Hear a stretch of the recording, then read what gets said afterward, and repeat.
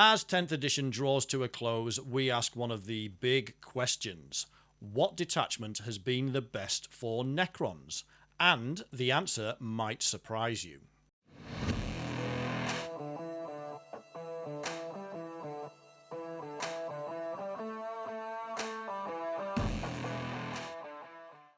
Tenth edition is drawing to a close, and it's been a great edition for Necrons. In this video, though, we're going to have a look at which of our detachments have been the best overall throughout the edition. So we'll look at which ones have been more broken than Cadia, and which ones are weaker than, well, the Cadian Defence Forces. We're going to split this over 2 videos, and I'm going to rate all 10 detachments that we've had during 10th edition. That's 9 official Codex detachments and 1 index detachment from right at the very beginning. Now, this is something I know a lot of you will enjoy, because whenever I go to an event, many of you shout at me and call me an absolute ranker. At least, I think that's what you're saying. There are 3 rating criteria we're going to use. Is it competitive? Is it fun to play? Is it easy to play? We'll rate each of those out of 10 to give us a final score out of 30. So let's dive straight in and start with Index Necrons. Now, Necrons are known for being slow, but we definitely hit the ground running at the start of 10th edition. Back then, every faction got an index, which meant free rules and datasheets, so we could all play paywall-free Warhammer 40k. It was awesome. And our index was one of the strongest straight out of the gate.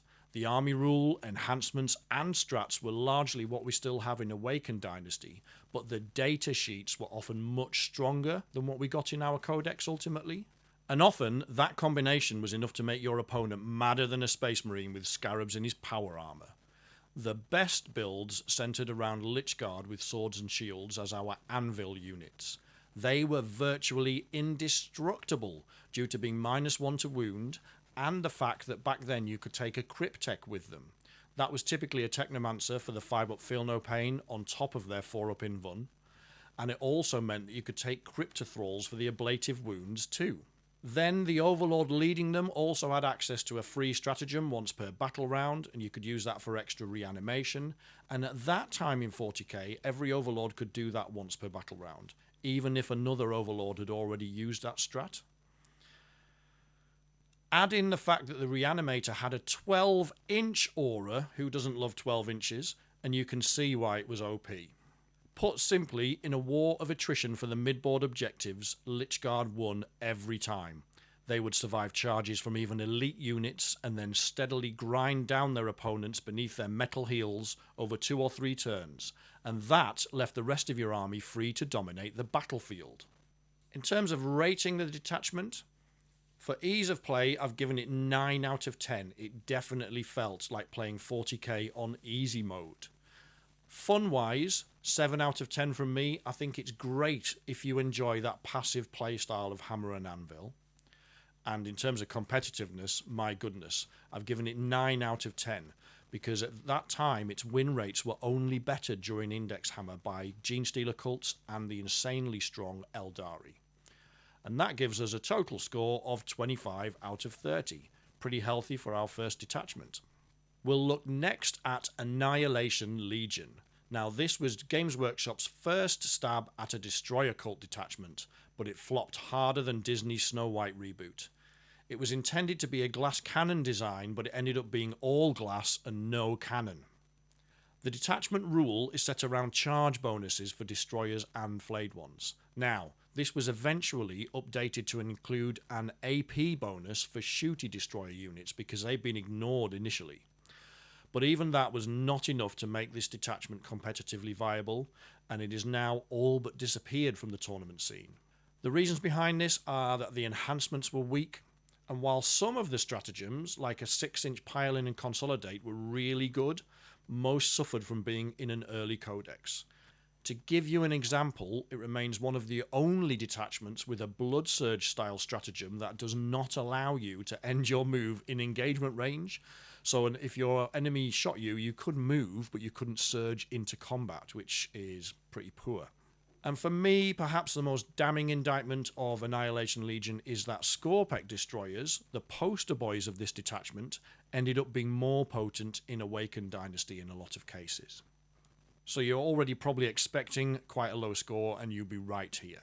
We'll start with ease of play. And I've given this 5 out of 10 because the army rule is easy to learn, but it's really hard to make it work. In terms of fun to play, it's very thematic for narrative games, so I have been generous here. I've given it 7 out of 10. And competitive-wise, it's a 3 out of 10 from me, and that's probably being generous. And that gives us a total of 15 out of 30. Third up is Awakened Dynasty. Now, initially this felt surreally disappointing after the strong index we got at the start of the edition. It was like if my wife went for cosmetic surgery but came back with smaller boobs. But pretty soon I realised this was actually a nuanced and balanced rewrite of our index detachment. It still gives us plenty of tools in the box, it's super easy to learn, and it still offers a good deal of depth for better players. And like my local Gregs, I keep coming back to Awakened time and time again. The detachment design leans into Necron durability, which to me feels very on brand and lore appropriate. However, it also offers us several tools in the box to punch up, with strats like Hungry Void, Conquering Tyrant, and Vengeful Stars. And of course the enhancements are all excellent too. The two main builds focus around 2 bricks of Wraiths or a 20-man brick of Warriors with all the buffing units. Like Index Crons, it's quite a passive playstyle, and it comes down to whether your Anvil units can survive the enemy onslaught long enough for your Hammer units to deal with the threats. In terms of ease of play, I've given it a whopping 9 out of 10 because I still think this is a great starter detachment for newer players. It's also pretty fun to play, so I've given it 7 out of 10 here because Hammer and Anvil, while it is for me, it isn't everyone's cup of tea. And competitively, another 7 out of 10. It's been a tournament scene staple ever since the start of the edition and is ending the edition with a really good win rate. So that gives us a total of 23 out of 30. And if you want to know more about Awakened Dynasty, I have some great videos breaking down how to run both the Wraith build and the Unkillable Warrior brick. And if you can't get enough of my ranking, there's also a brand new tier list video where I rank every unit's potency in this detachment. Before we go any further, I just want to do a very quick shout out to my friends at Loaded Dice. If you are based in the UK, please shop at Loaded Dice for your Necrons and all your other hobby supplies. They have some fantastic discounts, they've got a great range, really good customer service. Please use the affiliate link which you'll find in the pinned comment to this video. That really helps the channel as well. Fourth up is Koptic Court. And like Annihilation Legion, this is a truly thematic detachment, but it doesn't quite deliver. It was super strong when the codex dropped, but points nerfs and rules changes left it with less bite than soggy spaghetti. This is not al dente arty. And while it is called Koptic Court, it is also more about building synergies by using cryptex. The detachment rule, called Power Matrix, was the first time we saw this mechanic in 10th edition where an army gains hit reroll buffs by controlling no man's land. The enhancements are also incredibly good, for example giving a brick of Wraiths infiltrate or gaining a CP on a 2+ whenever your opponent gains a CP. I love those. And those extra CP come in handy because there are solid strats like a reactive move, really handy to keep your Wraiths alive, or even giving a Doomstalker lone operative outside of 18 inches. When this detachment dropped, the tournament-winning builds centred on 3 bricks of Wraiths, each with a Technomancer, and they were often backed up by a couple of units of Tesla Immortals with Plasmancers. The reason for this was the Immortals could access the Cynosia of Eradication strat, and that was only 1 CP at the time too, so that enabled them to put a spider's buttload of devastating wounds on any target. It was way overpowered. Nerfing that strat to 2 CP and restricting it to only Koptic or Cryptek models, well, that pretty much killed the detachment competitively. They probably could have done one or the other, maybe cap the mortal wounds at 6. Points increases to Wraiths then also made taking 3 bricks unviable too, and I guess that was also fair as that was pretty obnoxious. So overall this started really strong and has faded off a little bit. It's still decent, So let's go to the scores. For ease of play, I've given it 7 out of 10, because once you've mastered the power matrix mechanics, you're laughing. Equally, fun to play, another 7 out of 10. This is great for narrative games where, for example, a tomb world is just awakening, or the cryptechs are exploring the galaxy looking for Necron relics. And it gets a bonus point from me for being the best detachment for Doomstalkers. You all know I love my spindly boys. Competitive-wise, it's got a 6 out of 10. It needed nerfing as it was absolutely cracked, but GW probably swung that nerf bat too hard, and that leaves us with a total of 20 out of 30. The fifth and final detachment for this half of the video is Koptic Conclave. And fundamentally, this does what Koptic Court does, but better. It's definitely a harder detachment to master than the Court, but it offers greater rewards if you're a good player. Whereas Court focused on rerolls, Conclave gives you access to a wider range of buffs using the anti keyword, and this is via its rule called Techno-Sorcerous Augmentations. And this is particularly strong against infantry, but it has tools in the box to also help you deal with vehicles and mounted keyword units. My theory remains that Conclave, or something very similar to Conclave, will be one of the detachments in our 11E Codex.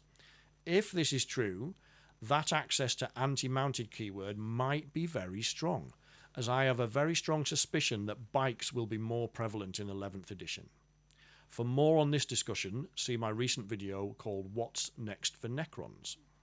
Going back to the Conclave, as you'd expect from the Mad Scientist detachment, the cryptechs have plenty of tricks up their metal sleeves. The enhancements offer benefits like CP farming on objectives and the ability to pin units, which reduces their move and charge capabilities. Some of the strats are pretty tasty too, like giving Immortals a 4-up invulnerable save or a 5-up invuln for warriors. And another one I love is Animus Curse, which grants all friendly Necron units hit rerolls against an enemy unit that has just killed a cryptech. Use precision on my Technomancer with my Wraiths, you're in trouble, mate. Now, I haven't got in as many games as I'd like with this detachment yet, but based on what I have played, my initial thoughts are that it has a lot of depth, but it would require a top player to make it competitively viable, and I think that's what we're seeing on the stat check data too. Speaking of data, in terms of the scoring, for ease of play, we'll give it 6 out of 10 as there is quite a lot of options to learn. Is it fun to play? I would say absolutely yes. It's thematic, it's intriguing, and it's got plenty of on-brand shenanigans for cryptechs, so I'm giving it a whopping 8 out of 10. And is it competitive? Well, it can be, so I've given it 8 out of 10, but as I said, it requires a truly capable general.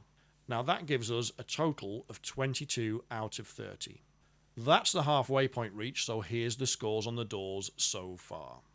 In 5th place, we've got Annihilation Legion with 15 points. In 4th place, we've got Koptic Court with 20 points. In 3rd, it's Koptic Conclave with 22 points.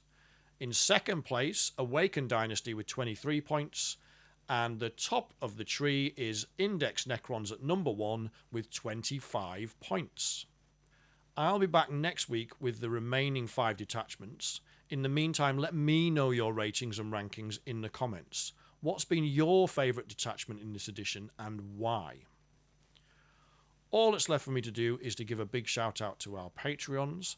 Thank you very much to you all for your support. We have 3 tiers for Patreon and YouTube channel membership, which starts from £3 per month. It's very affordable. It doesn't cost you a lot, but it makes a big difference to me, so please support the channel if you can. So that's a wrap on part 1. I'll be back soon with part 2. In the meantime, thanks for watching.